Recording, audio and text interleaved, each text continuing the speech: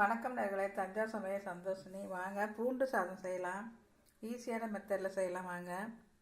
பூண்டு எடுத்து வச்சுருங்க, வெங்காயம் கொஞ்சம் எடுத்து வச்சுருங்க, கடுகு, உளுத்தம்பருப்பு, கடலைப்பருப்பு, கருவேப்பிலை, மஞ்சத்தூள், மிளகாத்தூள், அரிசி வந்து ஒரு கிளாஸ் தாங்க வச்சுருக்கேன்.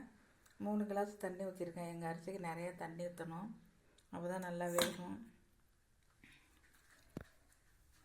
அடுப்பு ஆன் பண்ணி குக்கரில் தாங்க செய்ய போகிறோம். குக்கர் போட்டிருக்கேன். இப்போ கடுகு, உளுத்தம்பருப்பு போட்டுடலாம்.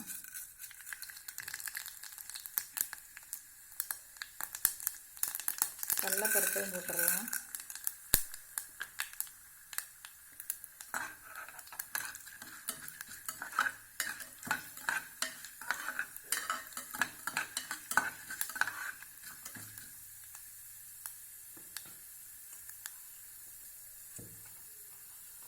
இப்போ பூண்டு போட்டுடலாங்க.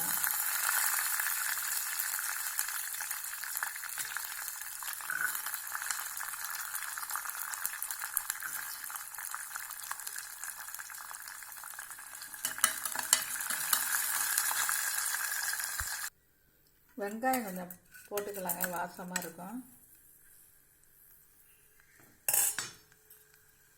கருவேப்பிலை போட்டுக்கலாம். கொஞ்சம் மிளகாத்தூள், நீங்கள் பட்டை மிளகாய் வேணாலும் புட்டு போட்டுக்கலாம். நான் கொஞ்சம் மிளகாத்தூள் போடுறேங்க.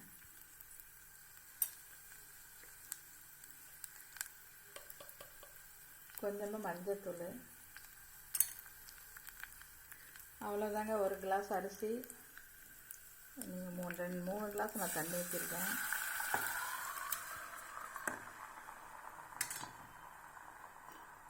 உப்பு போட்டுடலாம்.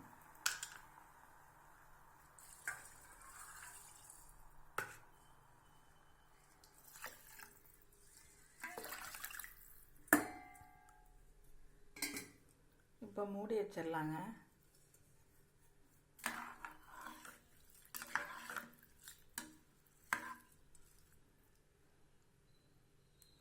நான் நெய் ஊற்றி தாளிச்சிருக்கேன். நீங்கள் தேங்காய் எண்ணெய் கூட ஊற்றிக்கலாம். நெய் ஊற்றிக்கலாம், தேங்காய் எண்ணெய் ஊற்றிக்கலாம். ரொம்ப வாசமாக இருக்கும். மூடி வச்சிடலாங்க.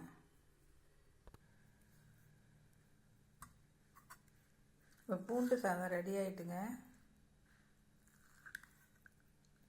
சூப்பராக ரெடி ஆகிடுச்சு பாருங்கள் பூண்டு சாதம்.